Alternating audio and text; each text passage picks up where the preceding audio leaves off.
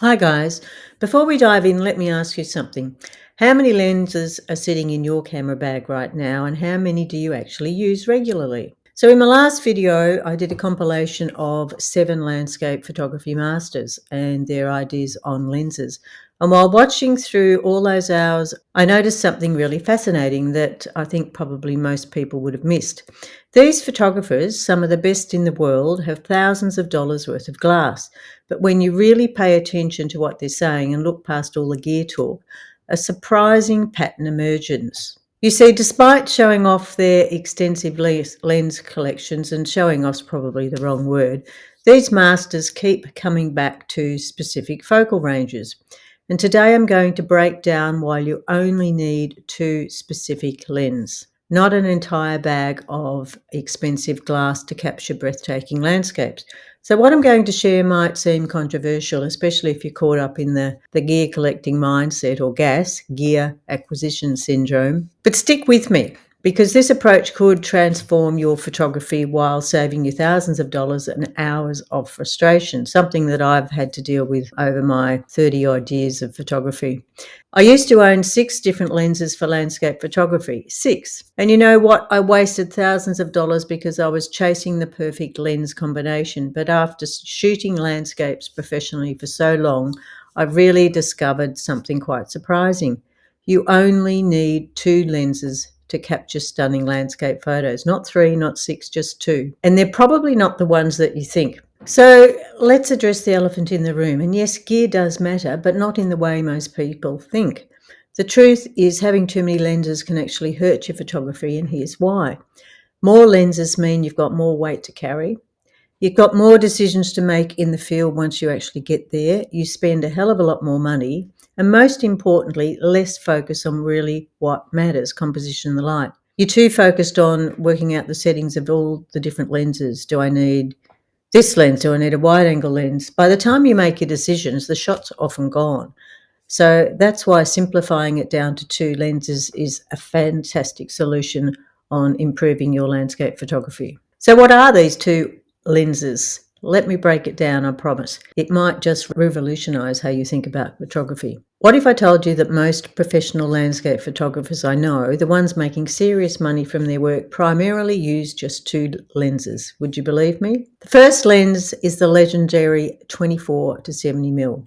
Think of this as your Swiss Army knife. It isn't just a lens, it's your bread and butter, your everyday lens that you could carry if I could only keep one lens. And let me break it down why this lens is so absolutely magical. First up, it matches how our eyes actually see the world. When you're standing at that epic viewpoint, the lens captures the scene just like you're experiencing it. There's no distortion, there's no weird perspectives, just pure natural beauty.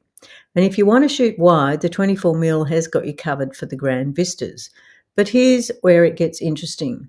Zoom into 70mm and suddenly you're shooting intimate landscapes that most photographers miss while they're busy with their ultra wides. And the real beauty is that this lens handles about 80% of shooting situations that you'll encounter, from moody forest scenes to epic mountain landscapes, waterfalls, dramatic coastline. It does it all, and it does it without making you think too much about the gear. So with the 24 to 70mm, use f8 for optimal sharpness. Focus a third into your scene, and by that I mean from a third into infinity, you'll be totally sharp. Keep your horizon level and try and use some leading lines. So what about the other 20% of the time? The other 20% of the situations? That's where our second lens come in, and trust me, this one's a game changer. The 70 to 200, your secret weapon in landscape photography. And when I say secret weapon, I mean this lens is like having a superpower that most photographers never totally utilize. And why is this lens magic? First of all, it's your detail hunter. Those beautiful patterns in distant mountainsides, that perfect light hitting just one small section of the landscape.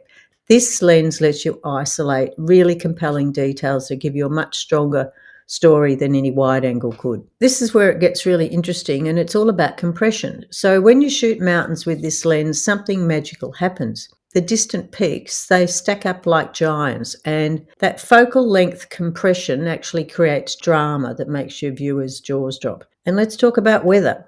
You know those days when most photographers stay home, this lens turns boring flat skies, bright blue skies, into opportunities because you can zoom in and focus on the landscape's texture and detail and you can create really compelling images in conditions that would make a wide angle cry. But my favourite use is those intimate nature scenes and the smaller stories within the bigger picture. The way light plays through trees or the patterns in paddocks. The lens lets you find photos within photos. I remember I first really discovered this. I actually left my wide angle at home and all I had was my 70 to 200. And I was in an amazing situation and boom, a whole new world of compositions opened up. It was probably a real epiphany for me and I haven't really looked back from that. With the 70 to 200, make sure you're on a sturdy tripod and enable image stabilization on your camera lens, depending on what you've got. And look for layers in your landscapes. Also, don't forget to watch your shutter speed. Now, I know what you're thinking, what about the wide angle lens? Isn't that essential for landscapes? So trust me, I've been there. I still have a 16 to 24 in my bag. I've owned pretty much every focal length you can imagine. And why they must be both your best friend and worst enemy in photography. I know that feeling when you see an epic landscape photo on Instagram and you think, I need a wide angle lens. Well, buckle up because there's some truth bombs coming your way about these lenses. First of all, they're ridiculously tricky to master. And I mean, think about it. You're trying to capture absolutely everything in front of you. One tiny camera movement and boom, your whole composition changes. And don't even get me started on keeping the horizon straight. And something that'll blow your mind, these lenses are total divas about conditions. You need that perfect weather, that pristine foreground, the magical light. See the tiny bit of haze in the distance. Your wide angle lens is going to make sure everyone notices it. Now let's talk about the mountain situation. You know those majestic peaks you're trying to capture. Your wide angle lens just turns them into cute little hills. Yeah, not exactly what you were going for, right? If you're finding this helpful, remember to hit subscribe for more tips that focus on what really matters, and that's creating really great images and not just collecting gear. But wait, there's more. There's some technical stuff that will save you some headaches later on. So vignetting is a massive issue with wide angle lenses. You know, the dark corners that creep into your shots. And if you're thinking, oh, I'll just slap on a polarizing filter, well, that gives you other issues. So you can get some really interesting color haze and you get sort of a reverse vignetting for some of these. It's not all doom and gloom though, there is some good news. And the lenses are absolute champions when it comes to foregrounds, particularly in a vertical orientation. So if you want to make that rock formation look epic, wide angle's got your back. Those gnarly tree roots, they look incredible when you're getting right down. And you can fix the perspective issues now in post, which is very, very easy, especially in the latest Lightroom. So my honest advice, if you're thinking about getting a wide angle lens, go for it, but respect the learning curve. And these aren't your point and shoot lenses. They're more like, well, they're just a lot more complicated.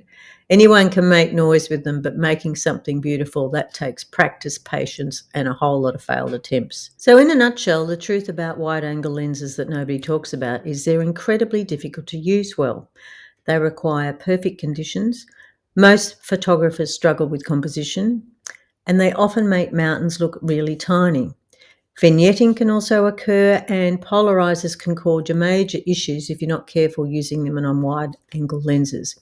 You can also have perspective issues, which now can be fixed in post these days, but they are great for showing foregrounds. So what do you think? Are you ready to embrace the challenge of wide-angle photography? Drop me a comment below and let me know if your team wide angle or if you're not, or if you're sticking to your 24 to 70 or 70 to 200. For me, those two combinations are really all I take now. Even with a lot of the portrait work I do, I end up using my 24 to 70, and often I'm using, especially for kids or things like that, which I do a lot of family stuff, I use my 70 to 200. You can catch people's expressions without knowing what you're actually doing. Some of the 7 masters that I did the compilation on have similar thoughts to myself. But what are your thoughts? What do you actually think? Let me know in the comments below. I'd really love to here. And I'll link those other two videos on the 7 Masters so you can see and get a comparison of what I've been saying here today. Since switching to this 2-lens setup, I've noticed my compositions are stronger. I move more to find better angles, and I spend less time changing lenses and even thinking about it. And also my back doesn't hurt from carrying all the gear, which is a big game changer as I'm getting older and less fit. So I challenge you to try this for a month. Pack away all your other lenses and force yourself to work with just these two. Focus on mastering composition and share your results with #2lens challenge below. Thanks for watching, and I'll see you in the next video. Bye for now.